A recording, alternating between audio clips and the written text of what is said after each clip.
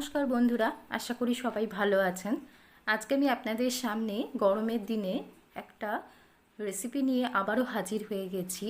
কাঁচা আমের শরবত রেসিপিটা আপনাদের সঙ্গে আজকে আমি শেয়ার করে দেখাবো। গরমের দিনে বাড়িতে গেস্ট এলে আপনারা এটা কিন্তু পরিবেশন করে দিতে পারেন। চলুন শুরু করা যাক আজকের এই রেসিপিটা। তো দেখতেই পাচ্ছেন একটা মিক্সিং জার আমি নিয়ে নিয়েছি। দিয়ে দিচ্ছি একটা কাঁচা আমকে আমি ছোট ছোট টুকরো করে রেখেছি, সেটা আমি এখানে দিয়ে দিলাম একটা কাঁচা লঙ্কা। এবার এর মধ্যে আমি দিয়ে দেবো সামান্যতম নুন।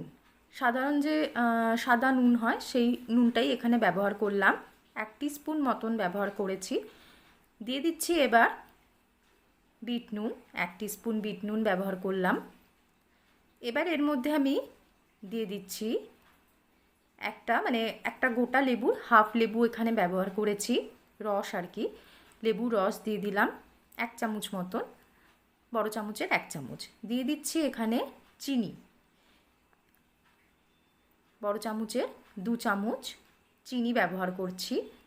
দিয়ে দিচ্ছি আইস কিউব। তো এটা ঠান্ডাই ভালো লাগবে। তো আমার এটা তৈরি হয়ে গেছে কাঁচা আমের শরবতটা। আমি একটা দুটো গ্লাসে আর কি সার্ভ করে দিচ্ছি। গরমের দিনে একদম রিফ্রেশ করে দেবে।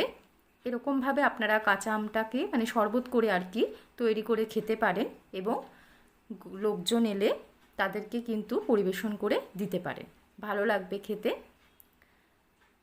আর যেহেতু এখন আমের সিজন, তো অবশ্যই এটা বাড়িতে বানান, তৈরি করে খান। আর আমাকে কমেন্ট বক্সে লিখে জানাবেন রেসিপিটা আপনাদের কেমন লাগলো। ভালো লেগে থাকলে লাইক, শেয়ার, সাবস্ক্রাইব করতে কিন্তু ভুলবেন না। আজকের মতো এই পর্যন্তই। ধন্যবাদ।